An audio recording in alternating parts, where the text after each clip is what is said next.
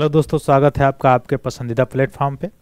आइए आज हम लोग बात करते हैं पॉपुलेशन से संबंधित यानी जनसंख्या से संबंधित कुछ मुख्य रूप से महत्वपूर्ण आपके न्यूज़ हैं जो आर्टिकल्स आए हुए हैं, उस पर हम लोग चर्चा करेंगे और देखेंगे कि जो पॉपुलेशन होता है उससे क्या क्या लाभ होता है, क्या क्या हानियां होती हैं, ये सारी चीज़ों के बारे में, और भारत के संदर्भ में क्या लाभ है क्या हानि है ये भी हम लोग देखने का प्रयास करेंगे। तो जल्द से जल्द जुड़ जाइए। और मुख्य रूप से यह जो टॉपिक है एक दो रिलेटेड रूप से आप जोड़ सकते हैं। एक प्रीलियम से संबंधित भी है और मेन से रिलेटेड भी अगर आप देखा जाए तो इसका मुख्य रूप से विवेचना कर सकते हैं। तो आइए, आपका आज का मुख्य रूप से जो टॉपिक है वो है कि लगातार तीसरे साल भी जो चाइना की जनसंख्या पॉपुलेशन है वो क्या हो गई है, डिक्लाइन हुई है, गिरी हुई है। ठीक है, अब जनसंख्या का गिरना का क्या मतलब होता है कि जनसंख्या का गिरना का मतलब होता है कि जो जनसंख्या यानी उत्पाद है, जनसंख्या उत्पाद मतलब टोटल जो चाइल्ड फर्टिलिटी रेट है जिसको TFR कहा जाता है। क्या कहा जाता है? जिसको कहा जाता है TFR, टोटल फर्टिलिटी रेट जो है वो क्या हो गया है, डिक्लाइन हो गया है, नीचे गिर गया है। तो ऐसे सामान्यतः माना जाता है कि टोटल फर्टिलिटी रेट कितना होना चाहिए, 2.1 होना चाहिए, 2 संबंध 1 होना चाहिए। ठीक है, तो जैसे आपको पता भी है कि चाइना में पहले चलता था 2 चाइल्ड पॉलिसी। अभी पिछले वर्ष जो है चाइना ने शुरू किया, पॉपुलेशन जब उसका गिर रहा था तो 3 चाइल्ड पॉलिसी शुरू किया, पहले से लागू हुआ। भारत के संदर्भ में भी ऐसा एक प्राइवेट मेंबर के द्वारा एक बिल लाया गया था कि पॉपुलेशन को रोकने के लिए, जनसंख्या जो विस्फोट है उसको रोकने के लिए, जो संतान उत्पत्ति करने की जो क्षमता होती है उसको रोकने के लिए लाया गया था, लेकिन वो पास नहीं हुआ। जैसे कि आपको पता है कि जो विधेयक आते हैं उसमें प्राइवेट मेंबर भी ला सकते हैं और गवर्नमेंटेड मेंबर भी ला सकते हैं। तो प्राइवेट मेंबर के द्वारा जो विधेयक लाए जाते हैं बाय द वे ही उस पास हो पाते हैं, और अधिकतर केस में नहीं पास होता है, मतलब बहुत सारे केसों में नहीं पास हो पाते हैं, बाय द वे पास हो पाता है। तो टोटल फर्टिलिटी रेट क्या होता है कि एक व्यक्ति का सामान्यतः 2 संबंधी 1 माने 2.1 बच्चा चाइल्ड्स हो। अब आप पूछेंगे कि 2.1 बच्चा थोड़ी होगा, या तो 2 होगा या तो 3 होगा या तो 4 होगा या तो 2 होगा या तो 3 होगा, 2.1 तो होता नहीं है। तो 2.1 का मतलब ये औसतन है, ये क्या है, एवरेज है। यानी एक जनसंख्या को अच्छे वे में जाने के लिए, पॉपुलेशन के लिए कितना होना चाहिए, 2 संबंध यानी 2 संबंध 1 होना चाहिए टोटल फर्टिलिटी रेट।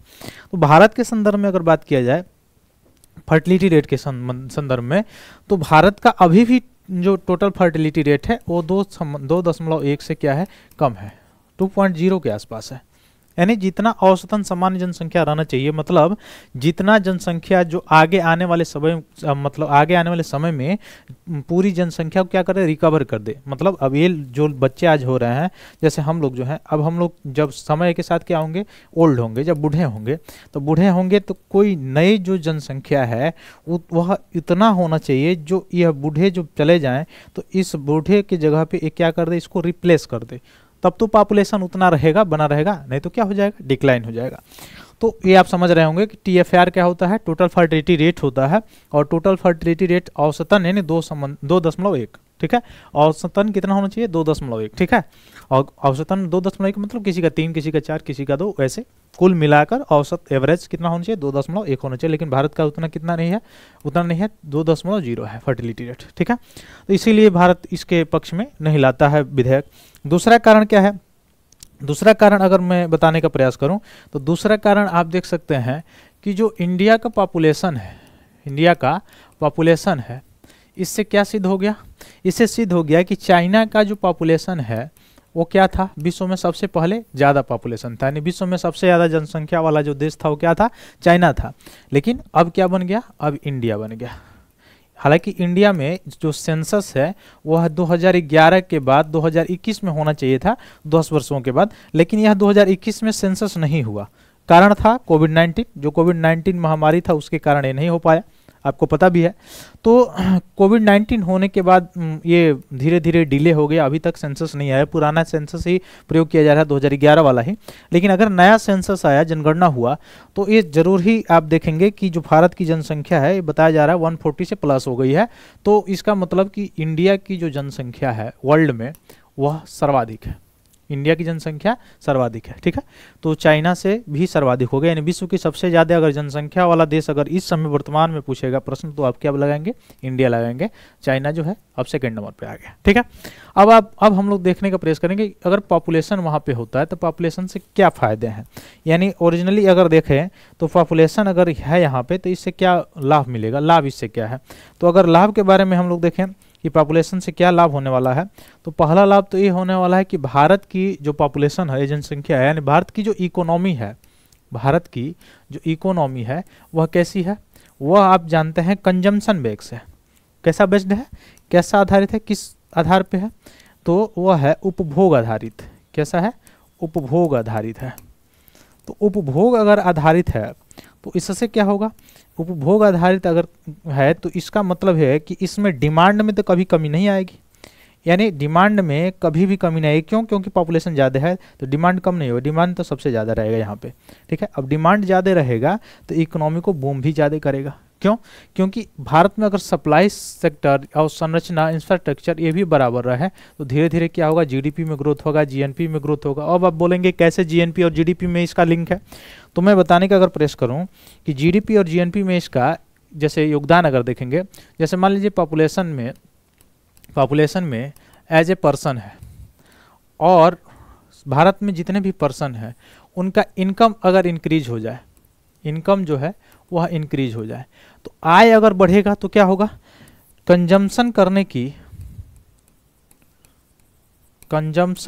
की यानी खर्च करने की, यानी क्रय क्षमता कहा जाता है जिसको, वह क्रय शक्ति क्षमता भी क्या होगी, बढ़ेगी।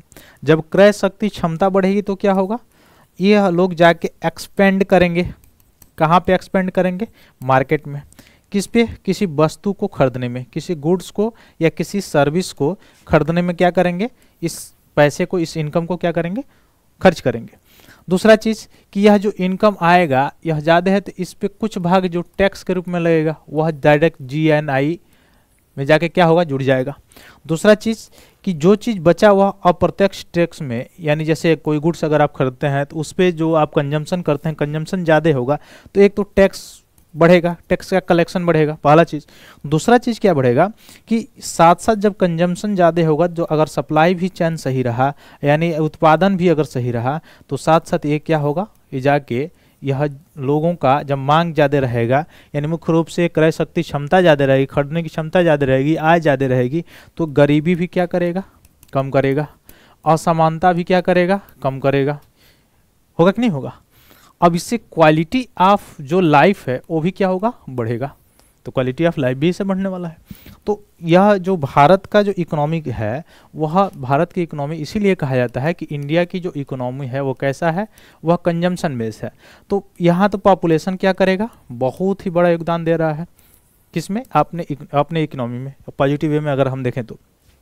दूसरा अगर देखें तो यह जो इकोनॉमी के साथ साथ और किस में, तो जो डेमोग्राफिक डिफिडेंस है मुख्य रूप से इसमें भी आप देख रहे हैं, ठीक है। तो इस पॉपुलेशन का बहुत ज़्यादा हम क्या कर सकते हैं, उपयोग कर सकते हैं। दूसरा चीज़ की जो सिक्योरिटी है वहाँ पर भी इसका क्या हम कर सकते हैं, उपयोग कर सकते हैं, ठीक है।